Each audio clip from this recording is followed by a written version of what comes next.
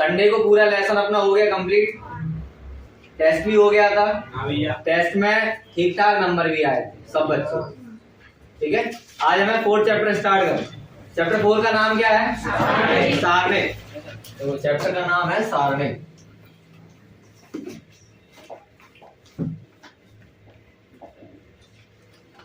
Determinant. Class 12 का chapter कितना है? 4। चैप्टर 4 है। अब इसमें जो क्वेश्चंस रहेंगे, अभी हमने आप व्यू पढ़ा, आप व्यू में हमने कॉन्सेप्ट पढ़े, जैसे आप व्यू क्या होता है, आप व्यू कितने प्रकार के होते, वर्ग आप व्यू क्या होता, वर्ग आप व्यू का इनवर्स कैसे निकालते, है ना, इनवर्स कैसे निकालते, इनवर्स निकालने के कितने मेथड है, हमने यहाँ 2 मेथड सीखे। ठीक है, एक A inverse equal to 1/mod A adjoint A, ठीक है, और उसके बाद दूसरा मेथड सीखा हमने प्रारंभिक रूपांतरण विधि। 2 मेथड सीख लिए। अब हमें इसके आगे बढ़ना है सारणिक की ओर। सारणिक आव्यूह जैसा ही दिखता है, बस फर्क सिर्फ इतना है कि सारणिक का मतलब है एक ऐसा आव्यूह जो किसी एक संख्या को रिप्रेजेंट करे, बस इतनी सी बात। कहने का मतलब हमने मान लिया A इक्वल टू लिखा 1 2 3 4, तो जो हम मोड A निकाल रहे हैं उस मोड A का मतलब है डिटरमिनेंट ऑफ A, मतलब A का सारणिक। सारणिक मतलब एक संख्यात्मक मान, आव्यूह का एक संख्यात्मक मान सारणिक है। समझ आ रहा? जैसे कि हमने यहाँ मोड A इक्वल टू निकाला तो कितना निकलेगा 4 - 3 2 6, कितना आया -2। मतलब यहाँ पर हमने देखा कि ये एक आव्यूह था, पर जैसे हमने इसे सारणिक में चेंज किया एक संख्या में बदल गया। मतलब सारणिक क्या है? आव्यूह के रूप में दिखने वाली एक संख्या। बताओ है या नहीं? समझ आ रहा? इसी टाइप के हम आगे क्वेश्चन सॉल्व करते जाएंगे। अब इस सारणिक में क्वेश्चन किस टाइप के आएंगे, कौन कौन से क्वेश्चन बन सकते हैं, मेन एम क्या है इसका, इनको सॉल्व करने का। ठीक है, सबसे पहले तो हम देखें जैसे कि क्वेश्चन इस टाइप के आएंगे। मान लिया कि A इक्वल टू है 1 2 3 4, तो वो कहेगा 2A का whole mod equal to 4 mod A proof करो। इस टाइप के क्वेश्चन रहेंगे। मतलब कुल मिला के सारणी निकालना है, इनका मैग्नीट्यूड निकालना, परिमाण। ठीक है, जो कि हम मोड कहते हैं जिसे हम, और मोड निकालना हम सीख ही चुके। ठीक है, समझ आ रहा? हम ये क्वेश्चन सॉल्व करके दिखाएं। इसका मतलब क्या है, यहाँ पे लिखा 2A का होल मोड और यहाँ लिखा 4 मोड A। 2A के होल मोड से मतलब है कि 2A, पहले तो A में 2 का मल्टीप्लाई कराओ, क्या कराओ, A में 2 का मल्टीप्लाई, और उसके बाद उसका मैग्नीट्यूड निकालो। तो क्या कहा हमने, 2A का मतलब क्या है, A में पहले 2 का गुणा फिर उसके बाद उसका परिमाण, ये कहा। और RHS में 4 मोड A का मतलब है कि पहले मोड A निकालो और उसका गुणा कितने में कराओ, 4। ये बात, या मैं LHS बराबर RHS उसका प्रूफ करता हूं। कैसे होगा, हमने यहाँ देखा कि पहले 2A निकालो। 2A कैसे निकलेगा, 2 ब्रैकेट A का वैल्यू है 1 3 2, तो ये आया 2, क्योंकि मल्टीप्लाई चारों में होगा, इस मैग्नीट्यूड में कराया 2 का 4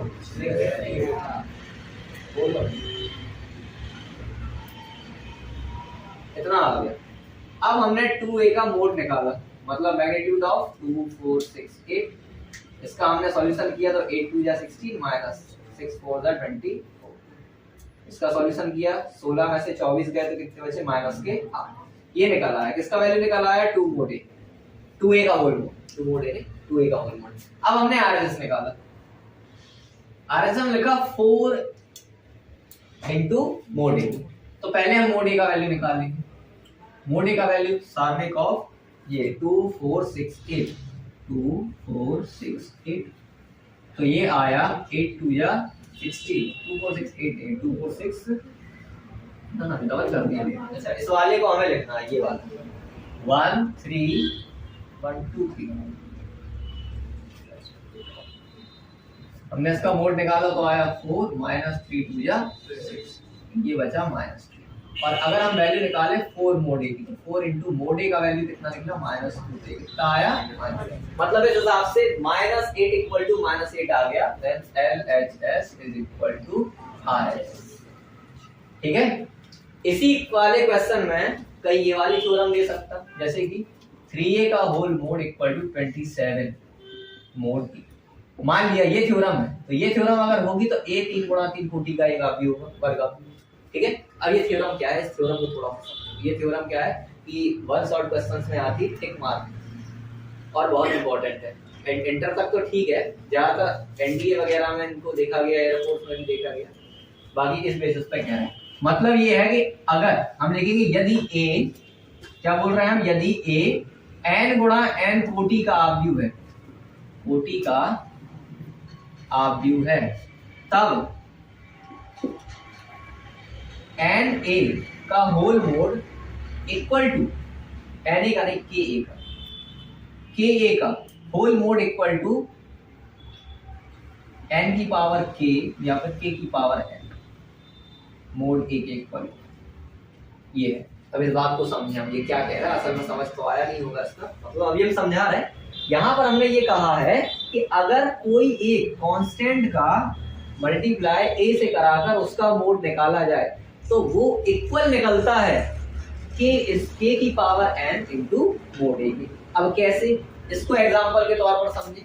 जैसे कि ये कौन सी कोटि का आव्यूह था, 2 गुणा 2, मतलब n का वैल्यू इस हिसाब से कितना है, 2, बताओ है या नहीं। तो यहाँ पर इस थ्योरम में अगर रखें, अगर हम k की जगह पे हमने कुछ भी रख दिया, मान लो k की जगह पे हमने 2 रखा, तो 2a का whole mod equal to k की जगह हमने 2 रखा ना, तो यहाँ 2 रखना पड़ेगा, और n का वैल्यू कितना है 2 इंटू मोड a, तो 2a का होल मोड 2 का स्क्वायर कितना 4 मोड a। बताओ यही थ्योरम प्रूव की हमने या नहीं की, बताओ की या नहीं। सपोज अगर a 3 इंटू 3 कोटि का होता, a 3 गुणा 3 कोटि का आव्यूह होता, तब वो कहता, तो हम क्या करते, यहाँ पर अगर हम 3a या 2a का होल मोड निकालें, मतलब k की जगह पे हमने कितना रख दिया 2, तो RHS में भी k की जगह 2 रखो, हमने RHS में भी k की जगह 2 रखा, और n पावर क्या आएगा, जितनी कोटि का ये वर्ग आव्यूह है, ये कितनी कोटि का है 3 गुणा 3, तो n की वैल्यू कितनी आ गई 3 और मोड a, तो 2a का होल मोड इक्वल टू कितना आ जाएगा 8 मोड a।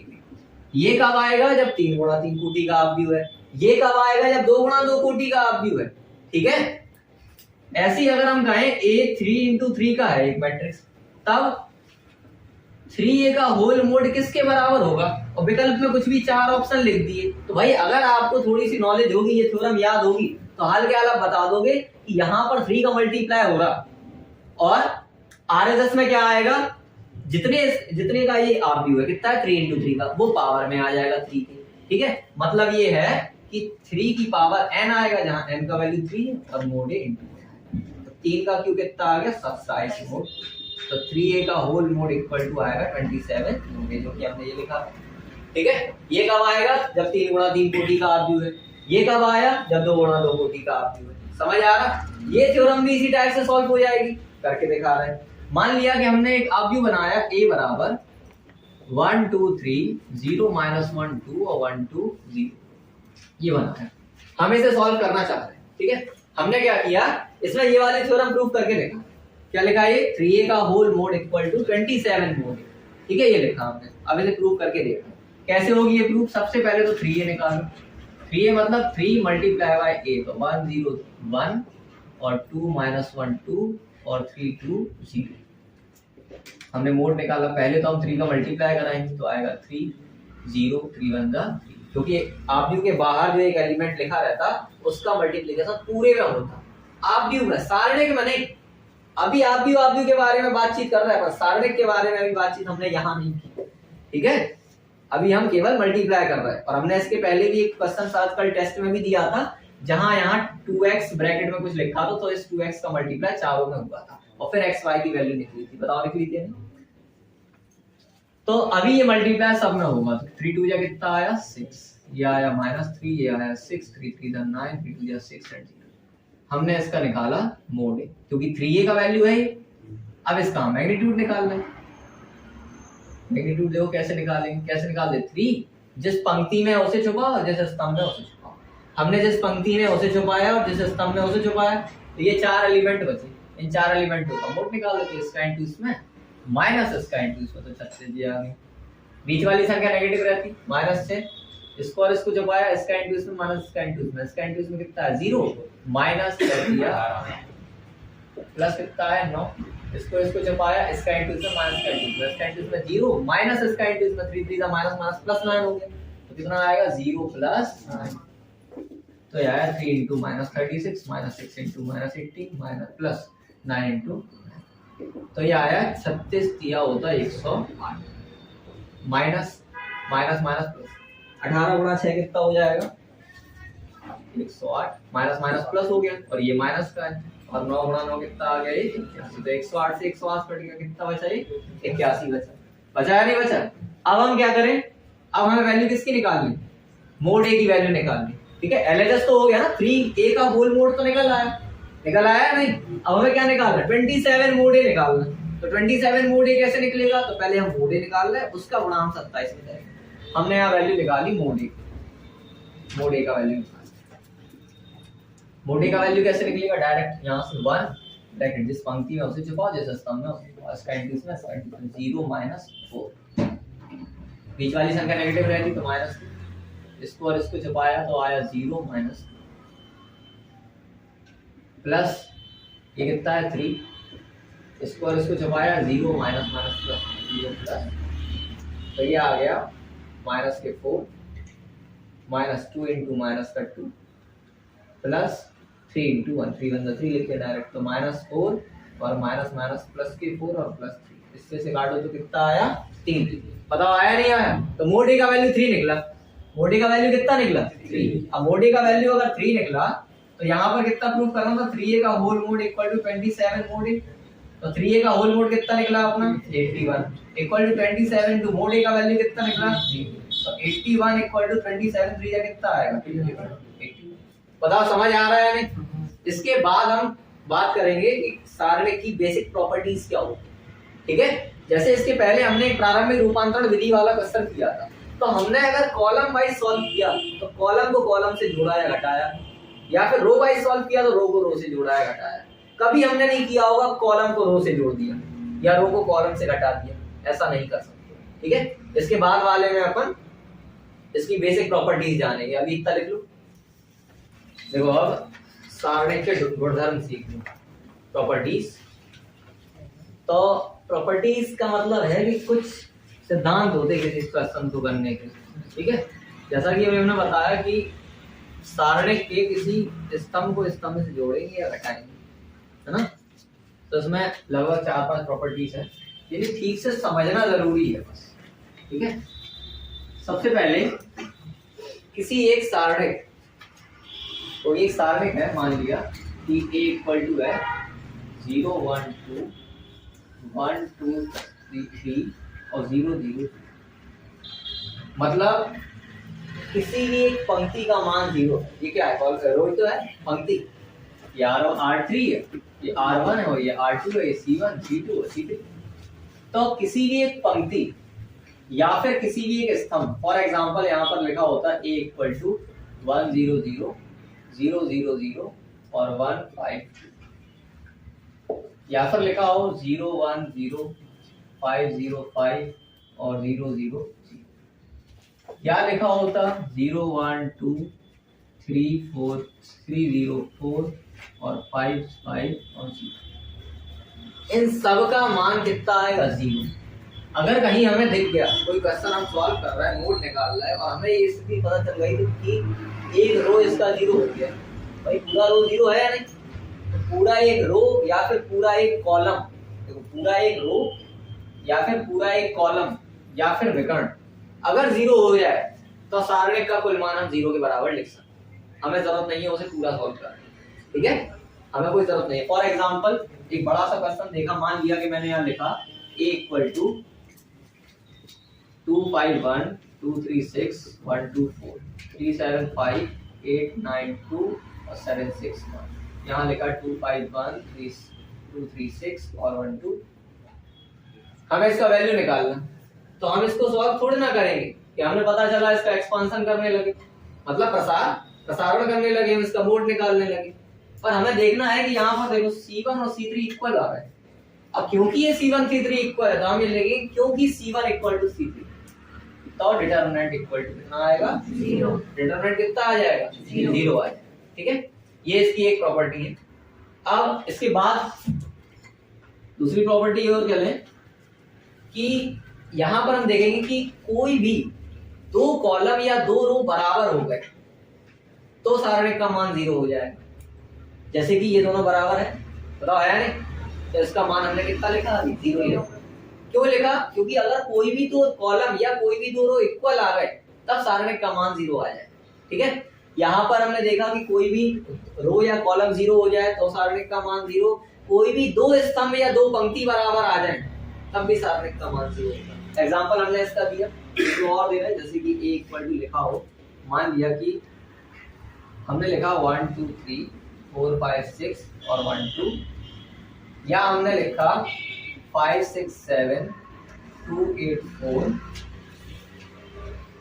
यहाँ 5 यहाँ 6 और यहाँ लिखा 7 4 5, ये लिखिए। तो यहाँ पर क्योंकि देखो ये दोनों इक्वल है नहीं, कौन कौन, R1 और R3, R1 R3 इक्वल है, तब यहाँ डिटरमिनेंट का वैल्यू 0 आ जाएगा। या फिर यहाँ देखो C1 और C3 इक्वल है, तब डिटरमिनेंट का वैल्यू 0 आ जाएगा। समझ आ रहा? हमने क्या देखा, कोई भी दो रो या फिर कोई भी दो कॉलम इक्वल आ गए तो सारणिक का मान 0 कहते हैं। क्यों कर रहे हैं? अभी तुम खुद देखो जरा, अगर हम यहाँ लिखें R1 की जगह लिखें R1 minus R3, R1 R3 को घटा दें, R1 में से R3 घटाया तो 1 माइनस 1 0, 2 माइनस 2 0, 3 माइनस 3 0, इनडायरेक्टली ये पूरा 0 बन गया, ये 0 बन गया, मतलब यहाँ आ जाओ पूरा 0, मतलब डिटरमिनेंट का वैल्यू कितना लिखते हैं, 0। इसीलिए ये पूरा कितना आ जाएगा, 0 बन जाएगा। तीसरी कंडीशन, ठीक है, यहाँ पर कोई भी दो पंक्ति या दो स्तंभ को आपस में इंटरचेंज किया जाए। हमने क्या बोला, कोई भी दो पंक्ति या कोई भी दो स्तंभ को आपस में इंटरचेंज किया जाए तो वो उसके सारणिक के मान में, संख्यात्मक मान में कोई फर्क नहीं पड़ता, बस साइन चेंज हो जाता। कहने का मतलब ये है कि जैसे कि अगर हम लिखे यहाँ 5 4 6 लिखा और यहाँ लिखा हमने 5 2 3 और यहाँ लिखा 6 7, ये लिखा, हमने क्या किया, अब R1 और R3 को चेंज कर दिया, या फिर R2 R3 को चेंज कर दिया, या C1 C2, मतलब किसी भी दो पंक्ति या दो स्तंभों को आपस में चेंज कर दिया। समझ में आ रहा? आपस में हमने चेंज कर दिया। या फिर हम इसकी जगह ये एग्जांपल हमने लिखा A11 A12 A13 A21 A22 A23 A31 A32 A33, या फिर हमने लिख दिया A B C D E F G H I, ये लिखा हमने, इतना लिख दिया। अब इसकी जगह पे इसका जो वैल्यू आएगा डिटरमिनेंट, वो इक्वल रहेगा किसके, अगर हम इन दोनों को इंटरचेंज करें। हमने मान लिया इन दोनों को इंटरचेंज कर दिया, ठीक है। क्या किया हमने लिखा C को ऊपर, F को ऊपर और I को ऊपर, फिर लिखा D E H E और फिर लिखा A D G। तो इसमें और इसमें फर्क कितना है, इसमें और इसमें फर्क सिर्फ इतना है, हमने R1 को R3 से बदल दिया और R3 को R1 की जगह लिख दिया, यही तो किया, दोनों को इंटरचेंज किया। कभी भी दो पंक्ति और दो स्तंभ अगर आपस में इंटरचेंज होते हैं तब इसमें केवल और केवल माइनस का साइन लगेगा, यार, ठीक है। मतलब इसका डिटरमिनेंट अगर D है तो इस वाले का जो डिटरमिनेंट आएगा वो माइनस D के इक्वल आएगा। समझ आ रहा? कोई कंफ्यूजन तो नहीं है? कोई भी दो कॉलम हो या फिर कोई भी दो पंक्ति हो। एक और कंडीशन, A अगर कुछ भी है, A अगर कुछ भी है, मतलब कोई एक आप भी है, 2 गुणा 2 3 गुणा 3, कोई सा भी आप भी हो सकता है, तो उसका डिटरमिनेंट जितना आएगा वही डिटरमिनेंट इसके डैश का आएगा, इक्वल आएगा दोनों। मतलब समझे, इसका डैश क्या होता, परिवर्त आपके होता है नहीं। आप इसको सॉल्व करके देखें, जैसे कि A इक्वल टू हमने लिख दिया 1 2 3 4 लिखा, हमने मोड A निकाला, कितना आया 4 माइनस 6, कितना आया -2, बताओ आया नहीं आया? हमने क्या किया, A डैश निकाला, डैश कैसे, पंक्ति को स्तंभ, स्तंभ पंक्ति में बदल दो, ट्रांसपोज कहते हैं जैसे, तो 1 2 इधर आ जाएगा, 3 हमने इसका मोड निकाला, कितना आया 4 माइनस 3 2 जा 6, कितना आया, मतलब इस हिसाब से मोड A का value A dash of mode of A dash. बताओ दोनों इक्वल आ रहे हैं नहीं आ रहे? मतलब ये है कि किसी भी सारणिक का परिवर्त करने से उसके मोड पर कोई फर्क नहीं पड़ता, ये याद रखो, ठीक है। हमारे पास ये मार्कर है, मार्कर मान लो 10 ग्राम का है, हमें 10 ग्राम के मार्कर को चाहे यहाँ रखें, चाहे इधर रखें, चाहे ऐसे में रखें और चाहे ऐसे में, इसका मैग्नीट्यूड है 10 ग्राम और ये 10 ग्राम ही रहेगा, सेम सारणिक के साथ है। सारणिक को चाहे आप ए में लिखो, चाहे डैश कर दो, चाहे उसका कुछ भी कर दो, उसका हमेशा क्या आएगा, बराबर आएगा। ठीक है। नेक्स्ट कंडीशन हमने देखी कि किसी भी आपको सारणिक में अगर हमें कोई चीज गुणा करानी या फिर कॉमन लेना तो किस टाइप से लिया जाए। जैसे कि अभी तो हम बड़े आसानी से गुणा करवा दे रहे थे। कैसे करवा दे रहे थे, अगर हमें किसी 2 का मल्टीप्लाई कराना आप भी में, तो हम अगर 2 3 गुणा 3 कोटि का आप भी हो तो हम 9 अवयवों का गुणा कराते थे। बताओ कराते थे? पर अब ऐसा नहीं होगा। अब हम किसी भी एक पंक्ति या फिर किसी भी एक स्तंभ में गुणा करा सकते हैं। ठीक है। जैसे कि अगर हमने लिखा, यहाँ लिखा ABC PQR और XY, मान लो ये लिखा। ठीक है। अब अगर हमें इसमें गुणा कराना, कहीं अंदर एलिमेंट्स में गुणा कराना, तो कैसे कराएंगे। मान लिया हमने k का अंदर गुणा कराना चाह रहे हैं, तो अगर हम k का गुणा कराना चाह रहे हैं तो k का हमें पहले भाग भी करवाना पड़ेगा, क्योंकि जिस संख्या में जितने का गुणा करा उतने का भाग देना पड़ता है। सिंपल सी बात है। ठीक है। तो हमने यहाँ लिखा ABC PQR और XYZ। अब हम इस k का अंदर मल्टीप्लाई करा, पर दिक्कत ये है कि जो ये k का अंदर मल्टीप्लाई होगा ना, इस सब एलिमेंट्स में नहीं होगा। ये जिसमें आप चाहो, जिस पंक्ति या फिर स्तंभ में चाहो उसमें कर सकते हैं, किसी एक ही पंक्ति या फिर किसी एक ही स्तंभ में। जैसे कि मैंने यहाँ लिखा 1/k, इस k का मैंने अंदर मल्टीप्लाई कराया, तो अंदर मल्टीप्लाई कराने के लिए मैंने सोचा कि यार एक काम कर रहा है, C3 में करा दे रहे, तो या तो मैं R1 R2 R3 में करवाऊं या C1 C2 C3 में करवाऊं, किसी एक में करवा सकता। समझ में आ रहा? या तो R1 में या R2 में या R3 में या फिर C1 में C2 या फिर C3, किसी एक में करा सकते। किसी एक का मतलब 3 एलिमेंट आएंगे। हमने गुणा कराया इसका, तो A B K C आ गया, यहाँ आएगा P Q K R आ जाएगा, और फिर यहाँ से X Y K Z। ये है।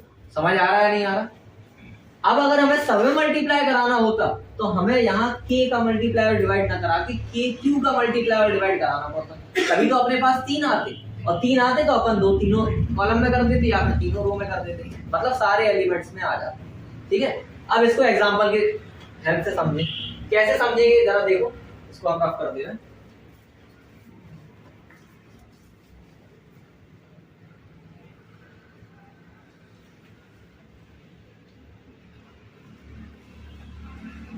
मान लिया हमने यहां लिखा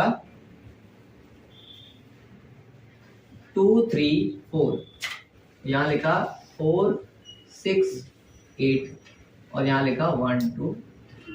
ठीक है। ये हमने क्या बताया कि अगर आप गुणा करा रहे हैं तो किसी एक पंक्ति या फिर किसी एक स्तंभ में करा, गुणा करा रहे तो आप कॉमन भी ले सकते हैं। कॉमन लेने का भी सेम प्रोसेस है। क्या कह रहे हैं हम?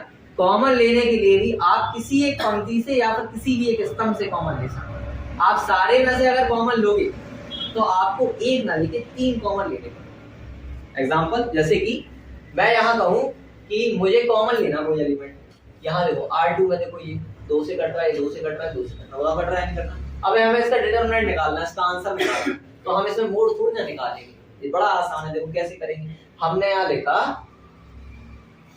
ये क्या है, R1 है, ये R2 है और ये R3 है। R2 में हमें देखा 2 कॉमन, तो हम लिखेंगे R2 में से 2 कॉमन लेंगे। ठीक है। R2 में से हमने 2 कॉमन लिया तो ये आ गया बाहर R2। R1 और R3 ऐसे तो रहेंगे 2 3 4 और ये आधा हो गया, तो कितना आया 2 3 और 4, और ये है 1 2 और 3। अब यहाँ देखो क्या R2 और R3 इक्वल है, और अगर R2 और R3 इक्वल है तो इस हिसाब से ये वाली प्रॉपर्टी काम कर रही है। R1 और R2 इक्वल है, 3 नहीं, R1 और R2 इक्वल है। और अगर R1 और R2 मतलब 2 पंक्तियां बराबर हैं, और हमने सीखा है कोई भी 2 पंक्तियां या फिर कोई भी 2 स्तंभ बराबर हो, सारणिक का मान कितना आ जाएगा 0। तो हम यहाँ लिखेंगे R1 equal to R3 so that, इसलिए तो यहाँ पर हम क्या लिखेंगे कि डिटरमिनेंट इक्वल टू 0। अब यहाँ पर आगे 2 था और डिटरमिनेंट का वैल्यू 0 आया, तो पूरा आंसर कितना आ जाएगा 0। समझ आ रहा? कितना आ जाएगा 0। ये है सारणिक। हमें किसी भी एक जो आव्यूह दिया उसका मोड निकालने के लिए ज्यादा परेशान होने की जरूरत नहीं, हम इन प्रॉपर्टीज का यूज करेंगे, बड़े बड़े क्वेश्चन जल्दी सॉल्व हो जाएंगे। समझ आ रहा? कोई कंफ्यूजन? अब एक बार और देखो, थर्ड प्रॉपर्टी एक बार और देख लो, ये लड़का कह रहा थर्ड प्रॉपर्टी।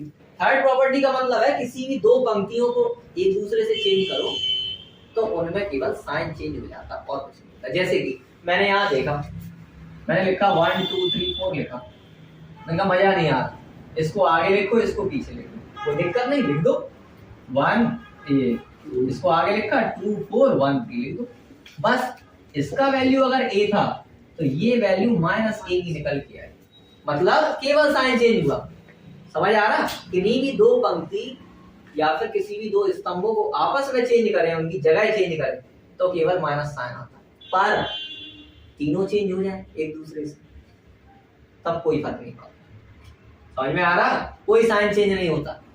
हमने एक काम किया, यहाँ लिखा R1 R2 R3, हमने R1 को R2 की जगह कर दिया, R2 को R3 की जगह कर दिया और R3 को R1 की जगह कर दिया, कोई फर्क नहीं पड़ेगा, हमें माइनस भी नहीं लगाना। क्यों? क्योंकि तीनों अपनी मार्ग से विचलित हो गए, तीनों अपनी जगह से हट गए, और अगर तीनों अपनी जगह से हट गए तो कोई साइन नहीं आएगा। अगर दो एक दूसरे के साथ इंटरचेंज हो रहा है तो माइनस का साइन आएगा। बताओ समझ में आ रही बात? कोई कंफ्यूजन? ये वाला समझ में आया? अभी जब क्वेश्चन सॉल्व करेंगे और डिटेल में समझ में आ जाएगा, बहुत अच्छे से आ जाएगा, कोई डिफिकल्ट चीजें नहीं। अब इसके बाद एक प्रॉपर्टी और बच गई, उसमें क्या है कि हम एक सारणिक को, एक डिटरमिनेंट को एक से ज्यादा मतलब दो पार्टों में डिवाइड करके लिख सकते हैं। ठीक है, एक से ज्यादा मतलब दो पार्टों में डिवाइड करके लिख सकते हैं। अब कैसे लिखेंगे ये सब, ये हटा दें।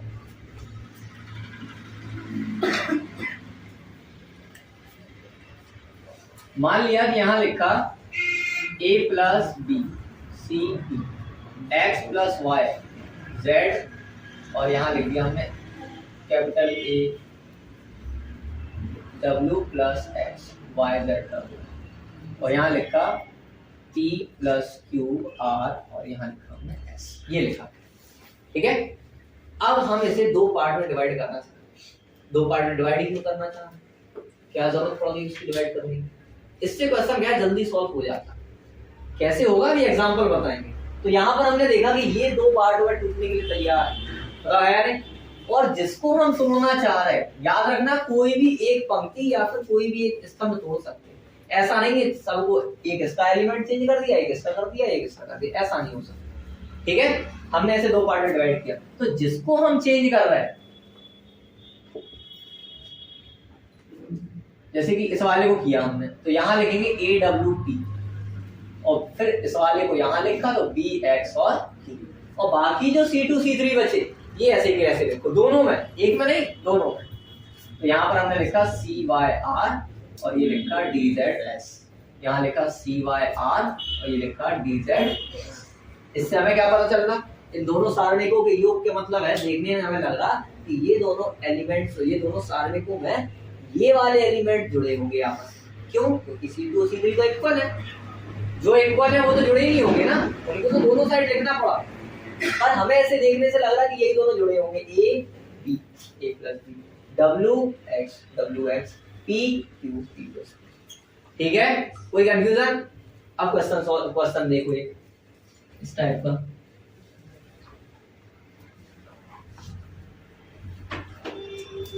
मान लिया कि हमने लिखा 2 4 6, या फिर हमने कुछ भी लिख दिया, मान लिया A प्लस B लिखा, B प्लस C लिखा, C प्लस A लिखा, हमने लिखा ABC और लिखा BC ये लिखा। अब इसको सॉल्व करने के लिए क्या करें? सारे निकालेंगे, डिटरमिनेंट तो निकालेंगे नहीं क्योंकि लॉन्ग हो जाएगा, सारे गुणधर्म यूज करेंगे तो जल्दी क्वेश्चन सॉल्व हो जाएगा। तो कैसे करेंगे? हमने एक काम किया, इसमें हमने यही वाली प्रॉपर्टी अप्लाई की, इसे दो पार्ट में डिवाइड कर दिया, तो टूटने के लिए तैयार कौन है? ये है नहीं? तो हमने तोड़ा, हमने लिखा ABC प्लस पीछे वाले यहाँ लिख दिए, क्या लिखेंगे? BC, फिर ये वाले ABC और BC, और यहाँ लिखा ABC और BC।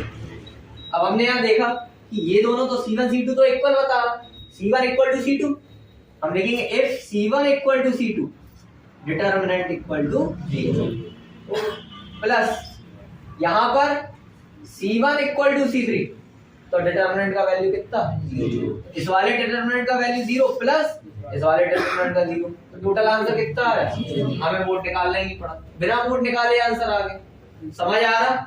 इसके बाद हम क्वेश्चन सॉल्व करेंगे डिटरमिनेंट के, और सारणी के गुणधर्म का यूज करके करेंगे। ठीक है, सारणी के गुणधर्म, तो गुणधर्म चीज से समझ में आ गए।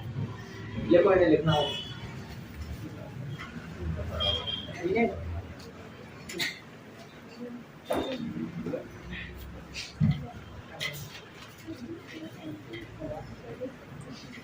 ये क्वेश्चन है, जैसे कि हमने लिखा sine alpha, sine beta, sine gamma, cos alpha, cos beta, cos gamma, cos alpha plus del, cos beta plus del, cos gamma plus del equal to 0 prove करना है। क्या लिखा? Sine alpha, sine beta, sine gamma, cos alpha, cos beta, cos gamma, cos alpha plus del, cos beta plus del, cos gamma plus del equal to 0 prove करना। अगर 0 prove करना तो direct इसका determinant तो निकालेंगे नहीं, या निकालो, इसको लिखो, फिर इसको इनटू इसमें, इसका इनटू इसमें, तब तक कर लो जाएगी, है ना? तो अपन को इसे सारणी के गुणधर्मों से सॉल्व करना। कैसे करेंगे समझो। सबसे पहले तो इसको एज इट इज लिखो, sign alpha, sine beta, sine gamma, cos alpha, cos beta, cos gamma. अब यहाँ कॉस ए प्लस बी लिखा। अब ये लड़का कहता है ये पता कैसे चलेगा कि ये करना? भाई पता ऐसे चलेगा कि ये करना है। क्वेश्चन को देखोगे ना तो पहले तो आपको एक स्टेप चलना कि इसमें क्या लिया जा सकता है। हमें साफ दिख रहा कि कॉस ए प्लस बी का कम से कम फॉर्मूला तो खोल ही सकते, और आगे अगर नहीं आ रहा तो कम से कम फॉर्मूला तो खोलो, है ना? तो हमने यहाँ तो फॉर्मूला खोला, कॉस ए प्लस बी का फॉर्मूला होता है cos A cos B minus sine A sine B. क्या आ जाएगा? Cos alpha cos del minus sine alpha sine del. यहाँ पर भी cos beta cos del minus sine alpha sine del, sine beta sine del. यहाँ आएगा cos gamma cos del minus sine gamma और sine del, ये आया। अब हमें साफ साफ दिख रहा कि ये वाली जो C3 है, कॉलम 3 है ना, ये कॉलम 3 दो पार्ट में टूटने के लिए तैयार है। तो आप दिख रहा है नहीं? हमने ऐसे दो पार्ट में डिवाइड किया। तो हमने दो पार्ट में जब डिवाइड किया तो बीच में हमने अब लगाया माइनस। क्यों लगाया? क्योंकि अब माइनस से बीच में, पहले प्लस था तो प्लस लगाया। हमने ऐसे लिखा, क्या लिखा है यहाँ? Cos alpha cos del, cos beta cos del और कॉस गामा कॉस डेल। फिर इनको लिखा, क्या लिखा? Sine alpha sine beta sine gamma, cos alpha cos beta cos gamma. Similarly इसमें देखो जो चेंज हुआ है उसको केवल चेंज करके लिखना, बाकी दोनों सेम लिखना। जो टूटा है दो पार्ट में उसको चेंज करके लिखना ना केवल। इसको तो एज इट इज लिखेंगे, sine alpha sine beta sine gamma, cos alpha cos beta cos gamma.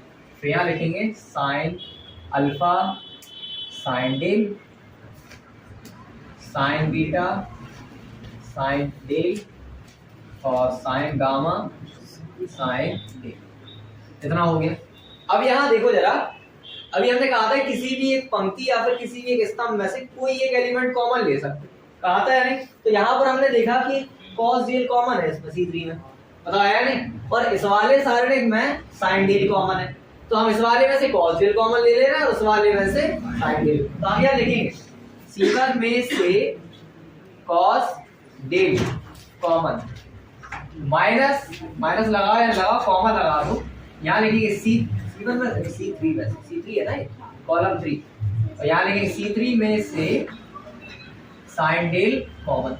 समझना जरा ठीक से। हमने यहाँ कॉस डेल कॉमन लिया तो कॉस डेल कहाँ आ गया? बाहर। अंदर कितना बचा? Sign alpha sine beta sine gamma, cos alpha cos beta cos gamma, और ये डेल वाला हट गया तो कितना बचा? कॉस अल्फा कॉस बीटा और कॉस गामा। माइनस यहाँ से हमने साइन डेल कॉमन लिया बाहर, तो ये आ गया साइन डेल बाहर। उसके बाद अंदर कितना लिखा? Sine alpha sine beta sine gamma, cos alpha cos beta cos gamma, और यहाँ पर हमने लिखा साइन अल्फा साइन बीटा और साइन गामा। क्यों? क्योंकि ये तो हट गए ना। अब तुम्हें यहाँ देखो C1 और नहीं C2 और C3 इक्वल है या नहीं? बताओ है या नहीं? C2 और C3 इक्वल है, डिटरमिनेंट कितना आएगा? 0। और यहाँ C1 और C3 इक्वल है तब डिटरमिनेंट कितना आएगा? 0। हो गया क्वेश्चन सॉल्व। यहाँ लिखना है C2 equal to C3, determinant equal to 0। यहाँ लिखना है C1 इक्वल टू C2, नहीं C1 equal to C3, determinant equal to 0। तो यहाँ पर हमने लिखा cos डेल, क्या था cos डेल, और इनटू इस पूरे का वैल्यू कितना आया 0, तो इनटू में कितना आएगा 0, माइनस बीच में माइनस था, यहाँ लिखा sin डेल और इनटू इस पूरे का डिटरमिनेंट कितना आया 0, इसका इनटू इसमें 0 माइनस 0 आंसर कितना आ गया 0। बस ये है। मतलब कोई डिफिकल्ट क्वेश्चन है क्या? कितना सिंपल है, लिखो इसे जल्दी।